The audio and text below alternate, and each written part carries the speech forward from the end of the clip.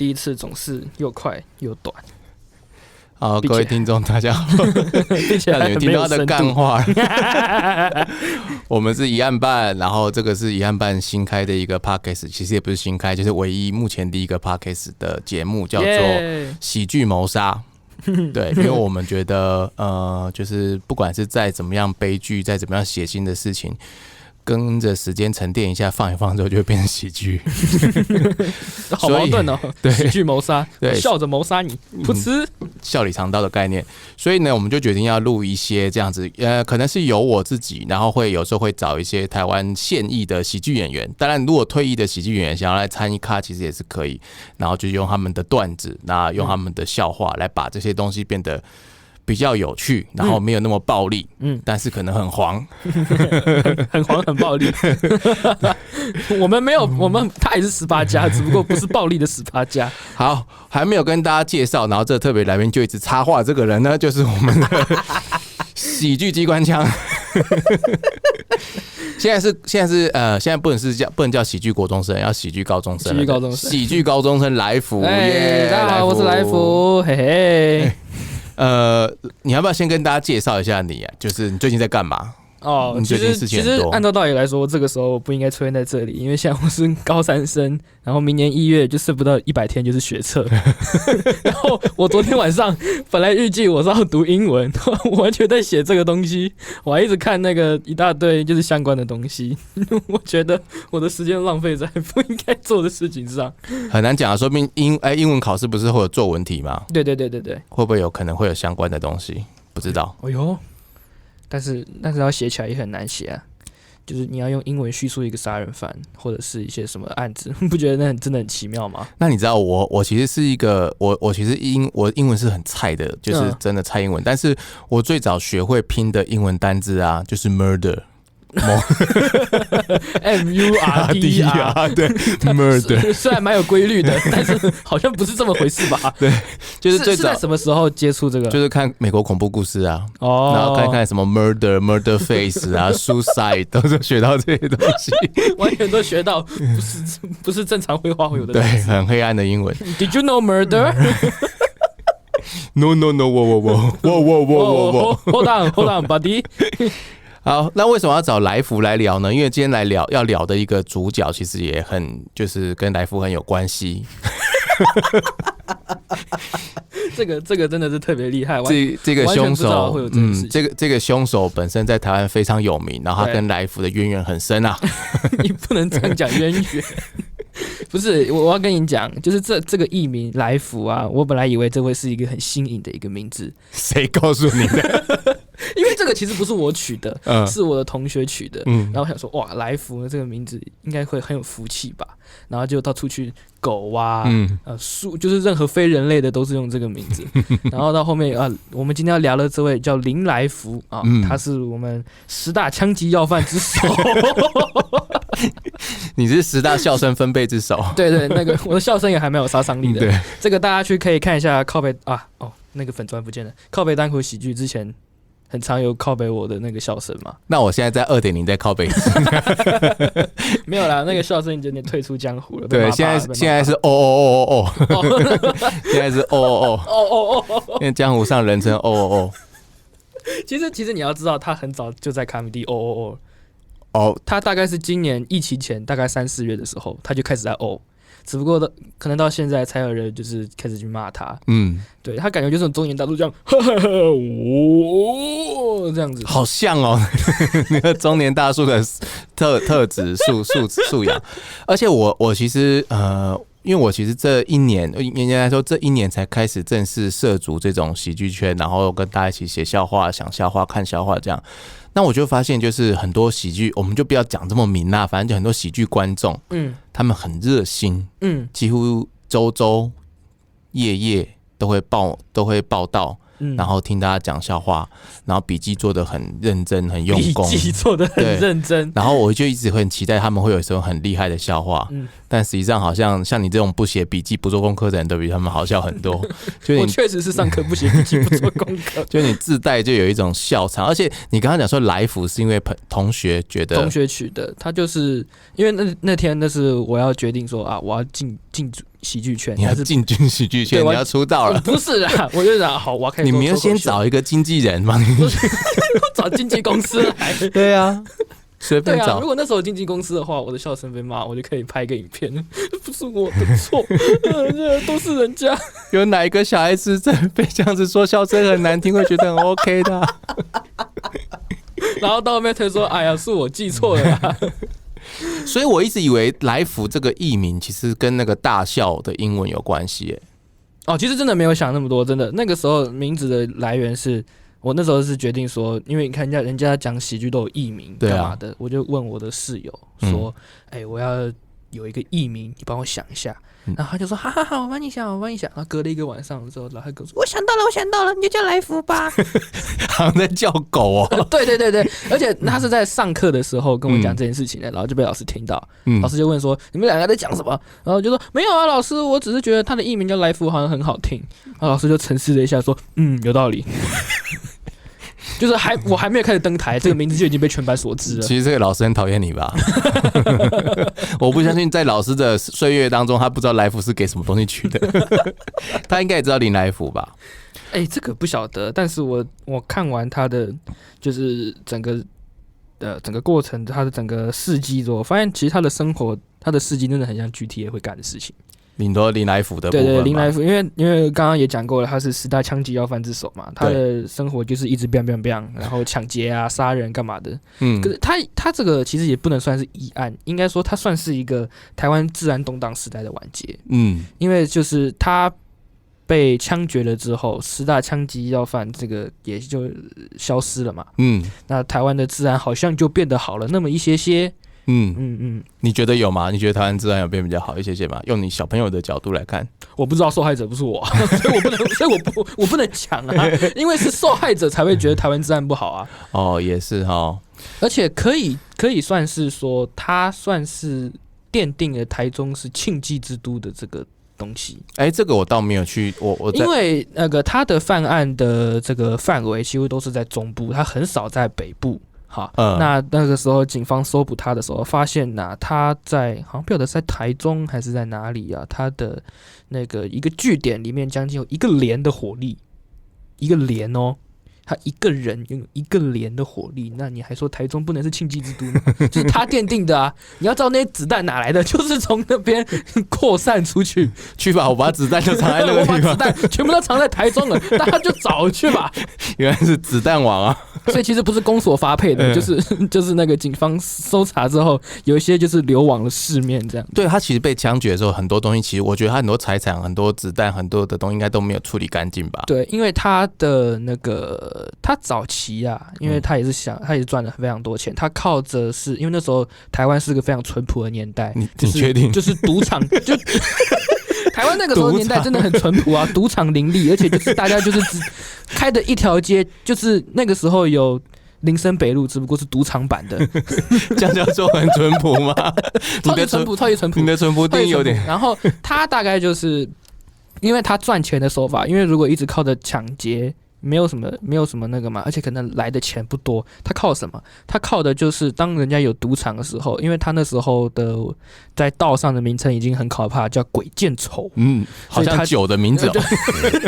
鬼见愁，对，好像什么日本清酒那种名字。日本清酒感觉取这个鬼见愁，就是那种浓度很大的那种反正就是因为他那时候名声非常大他就是逼人家说，你的赌场或者是你的什么东西要有干股给我。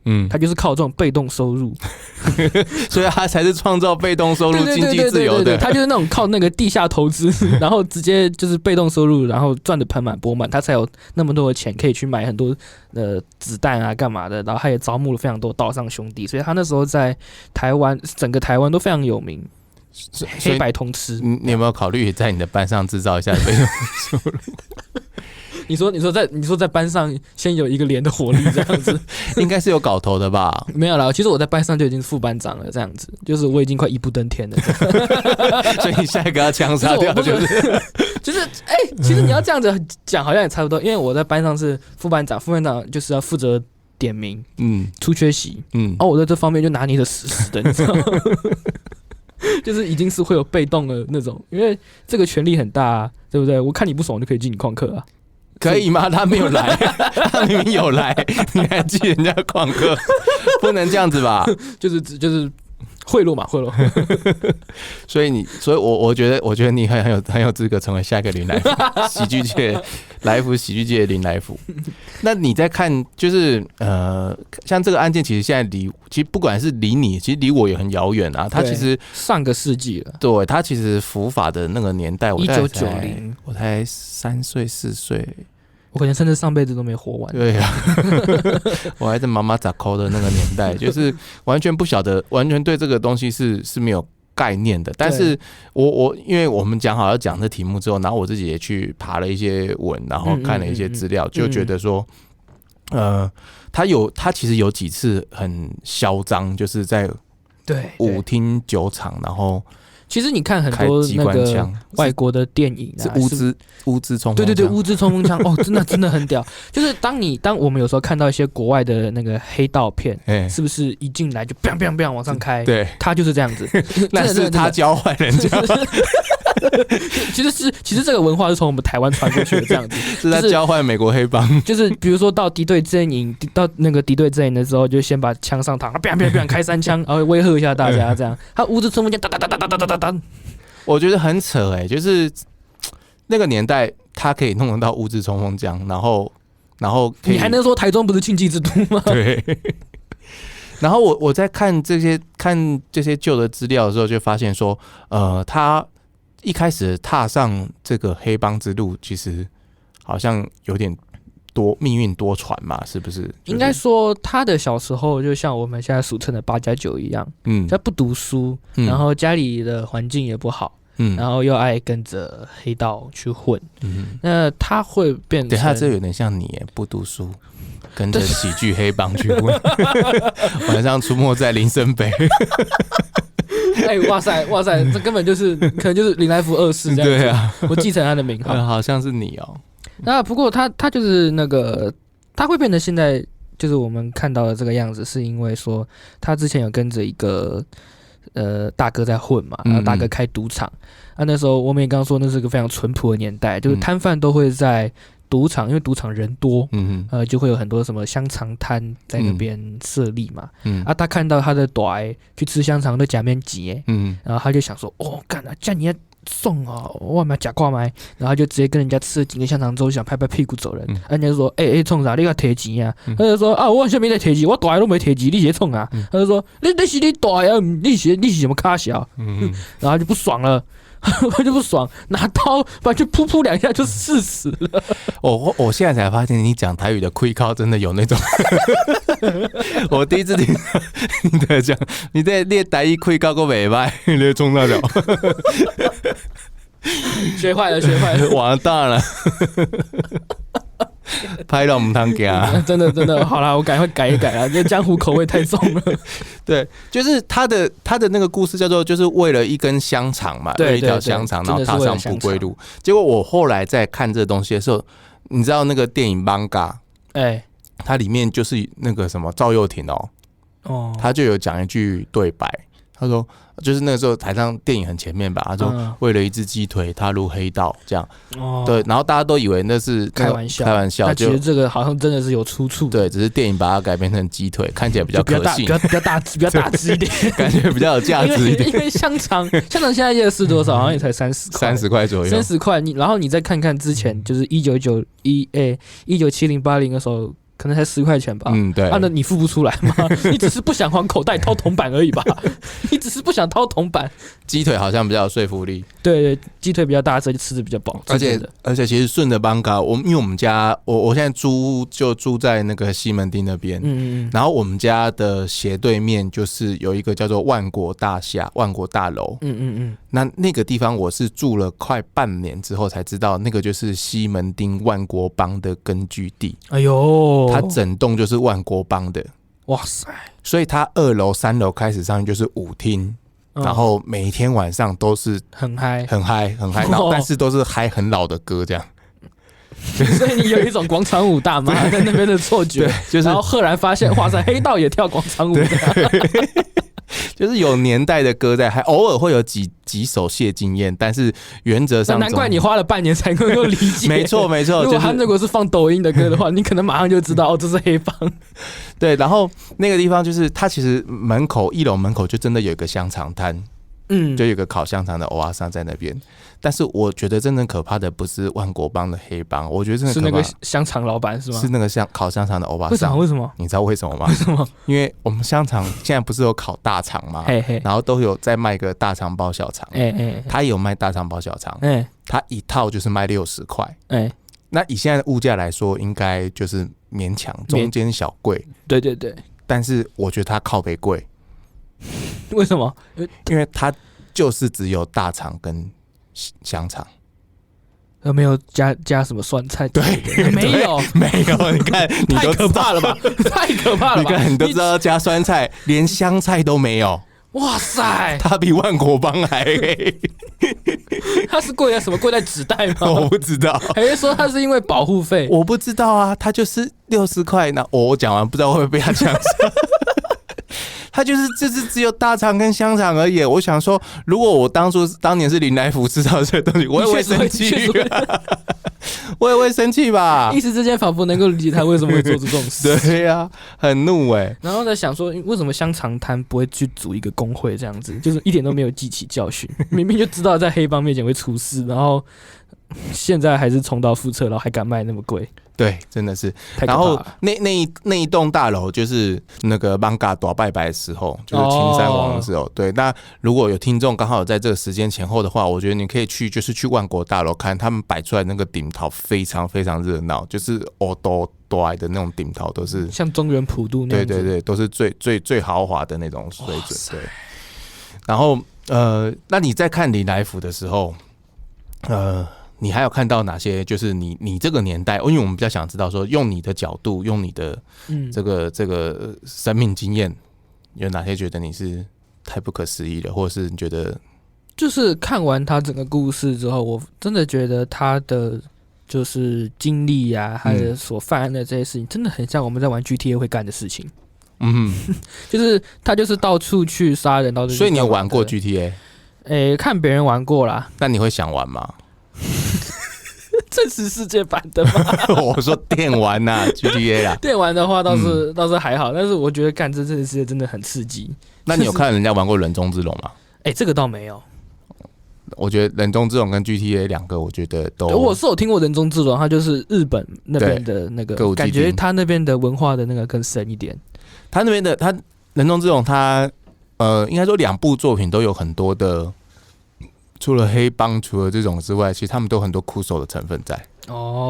就人中之龙还会有一些任务是你要穿女装，然后要混到别人里面去啊，干嘛，然后混到人家里面。对，然后 GTA 它就是 GTA 是相对比较自由，它比较没有这种剧情的束缚，它可以想抢劫就抢劫，想干嘛就干嘛这样。对，那对，说到这件事情 ，GTA 现在在有些国家是不是还是被禁玩的？对，像比如说我们伟大的祖国就是这样子。你伟大的祖国吧？给他爱，他们那边 GTA 是会被禁的，他们只能叫给他爱。可是什么叫给他爱？因为那个 GTA 的那个罗马拼音嘛，他们说罗马拼音就直接给他爱。所以我如果在中国网站看到给他爱，就是他是在讲 GTA，真的是很有爱，真的是特别有爱，太可怕了。可是我觉得说。真的很可怕，因为当他的名气在道上越来越大的时候，开始有人拿他的名字去绑架别人。哦，这个还蛮特别的。这个真的很厉害。像比如说我们看到在三国的时候，两军对峙。对，一个不是赵子龙的人说吾乃常山赵子龙，结果发现整个山头全部都是赵子龙，你知道那个处境吧？那就非常恐怖。所以林来福也发现了这一点，然后人家警察就以为是他干的，就要办他。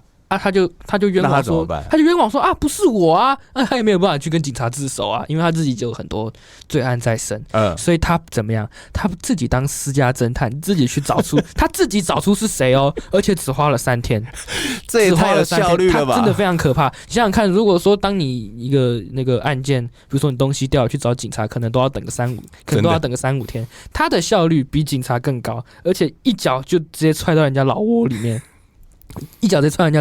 而且还不是小弟冒用哦，是大哥冒用他。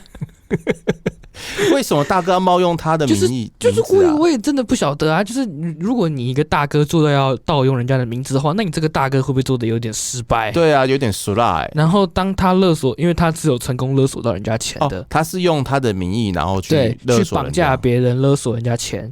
然后真正的林来福就直接找那个大哥拿枪指着他的头，场面非常恐怖。然后那个大哥跪在地上求，然后说对不起了，对不起，就非常俗辣。然后甚至还分人家成，还不是全部给他，还分人家成，都要死了。你都被抓包了，你既然只是分成，如果是我的话，我命能保住，我都给你，我都算了。对啊，真的不能够理解。然后后来这个大哥就被他干掉了吧？没有哦，反而是放他一条生路。那这个林来福还算是有一点点人性跟义气在的。我觉得他还就是蛮会做事情的。是的。而且当他在被捕的时候，他也非常大方的承认他犯案了100多起，杀了起码27个人以上，这是他承认的。当然他不承认的，我们相信还有非常多数啦。不过我觉得特别就是让我感到趣味的一件事情，就是在他被死刑枪决的那一天，对，他办了一场婚礼。在台中监狱，因为他想要给他自己的女朋友一个名分。这个女朋友是一直都跟着他一起亡命天涯吗？应该是可以这么说啦，就是爱情使人盲目嘛。然后他们竟然就在台中监狱办了一场婚礼，然后当他们2个人领完结婚证之后，5分钟他就被枪决了。我真的不能够理解，就是他到底在坚持什么？因为你想想看就是结婚完了之后，你马上就要死了。我觉得女方很难，我觉得我比较不能理解女方的想法。对啊，你想想看在监狱吃流水席，他们是只有办婚礼吗？还是我不晓得。但是你想想看，如果说是台湾的，就是我们一整套台湾的婚礼办到监狱里面，你想想看监狱会吃什么菜？不是，他们是会有洞房吗？在监狱里面之类的，那可能来不及吧。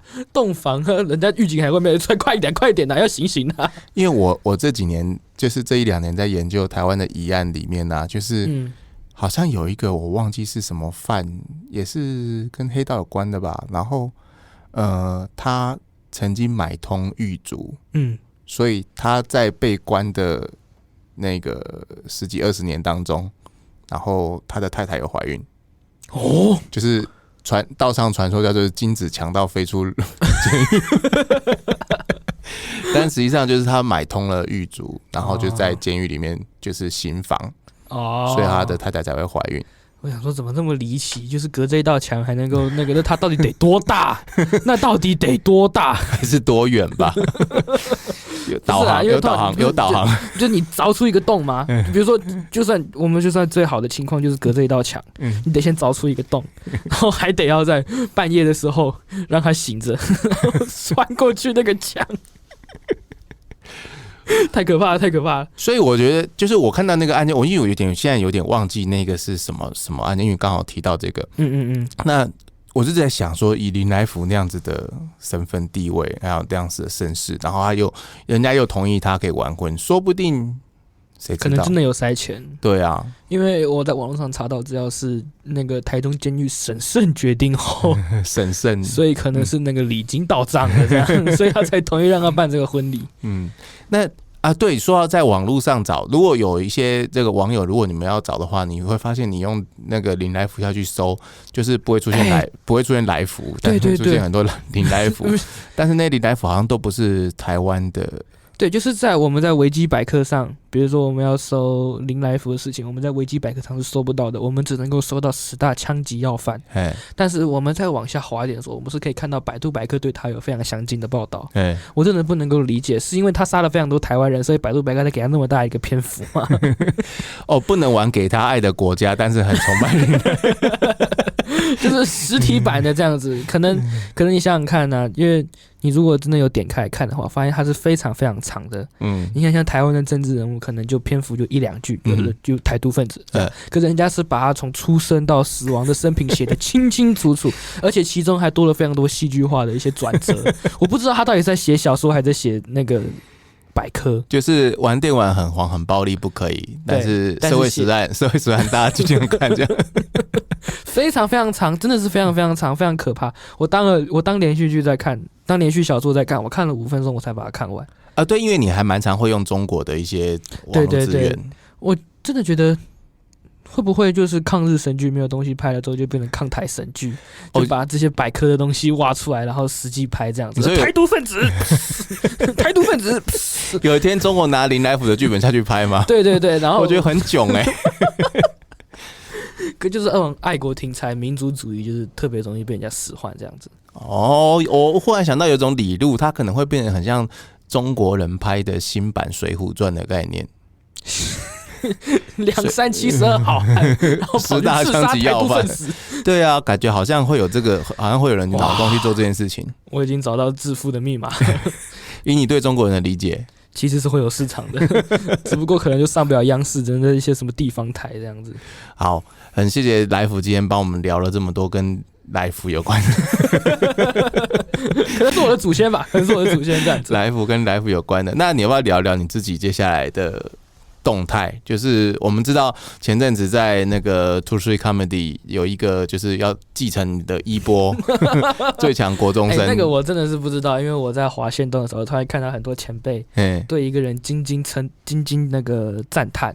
我想说又是谁？结果发现，哎呦喂啊，是一个国中生。我那时候就感觉到非常的恐惧。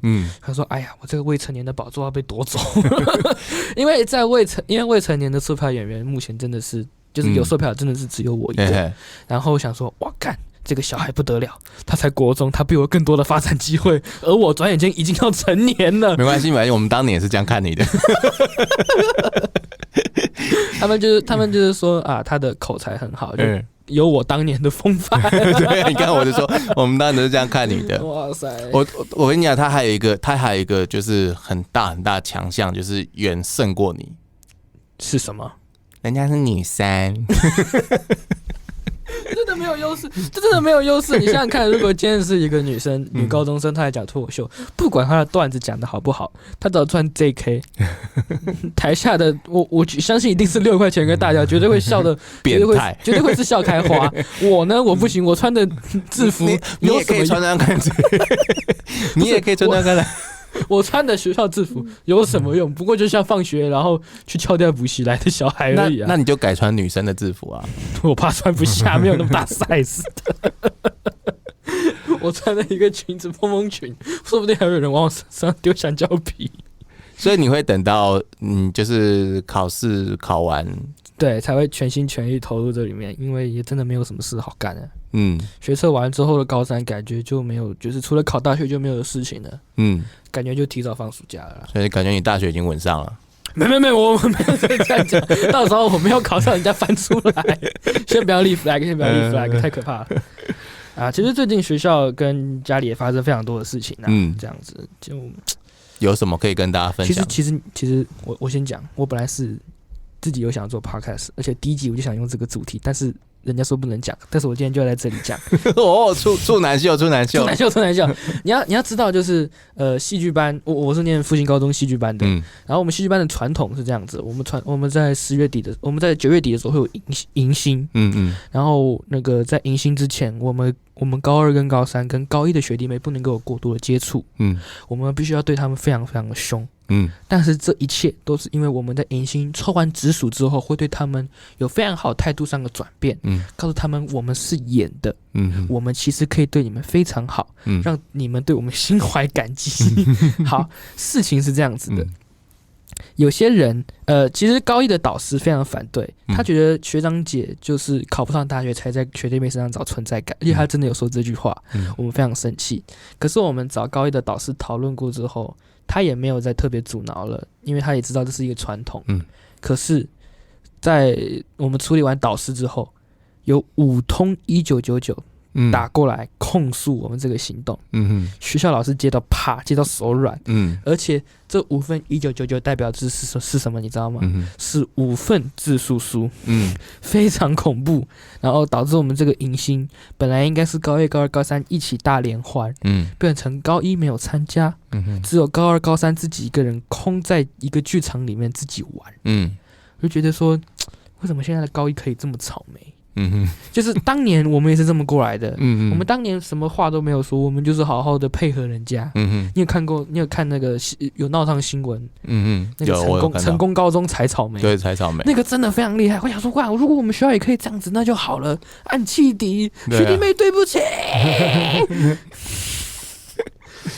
我不知道，我就是真的是满腹的怨火这样子，因为我们真的非常辛苦的去准备了非常多的表演啊、活动啊，我们把它当成是一个公演在准备，然后就没有想到真正要赢的人没有来，就会感觉少了些什么。因为疫情，我们5月的时候有年度公演也没有公演到，我们想说那我们就用这个来补一次缺憾，结果不大就没有了，这心里就是满肚子火这样。我觉得我可以。其实我们那个年代，我也可以理解，就是有人会有这种想法。然后当年我记得我们大一的时候，就是也是迎新，然后迎新宿营2天1夜，然后就很多一样是大一，小大一我也是大一啊，那我就觉得大家就一起跟学长姐这样子，但是有些人觉得我跟他不熟，我为什么要认识学长姐？对，然后我没有要这样，然后他果不其然，他就会在接下来的4年，他是一个很 fade out 的一个状态，就是他就是独来独往这样，他就没有想要参与这个群体。对，但我可以理解他们想要这么做，但是我觉得弄到打1999就有点小题大做。因为我是觉得，因为他们就是控诉说学长姐制对他们算是一种霸凌，还有让他们心生畏惧。但是我是想要说，因为学长姐制。因为我们都说学校是一个小型社会，当我们今天出去外面工作，比如说我们在剧场或者在喜剧圈，其实也有一些这样的现象。那如果今天你是一个晚辈，你吊儿郎当的跟人家讲说，你们什么咖小，凭什么管我？那你在社会上你就会少掉很多你应有的，可能会是你的机会啊，或者是一些资源。那我觉得其实你叫一声学长或叫一声前辈，或许你的人际关系就会变得好一些。这样子。哇塞，很难得看到来福这么稳重成熟的一面。什么叫稳重成熟？对啊，平常不稳重不成熟吗？不，平常不。平常拿着五指冲锋枪，你的笑声就是五指冲锋枪，把吐水卡米蒂跟卡米蒂炸得砰砰砰。哎呦喂啊，我的天哪！好，那你如果因为我们这个节目之后慢慢会排时间上嘛，那如果你在这当中，就是也有开 podcast 的话，你也可以早点跟我讲，我还可以再做一点剪辑，我可以帮你 podcast 也推一波这样。耶，谢谢唐墨哥。好，谢谢。那今天就谢谢来福来跟我们聊林来福，谢谢大家的收听，谢谢大家。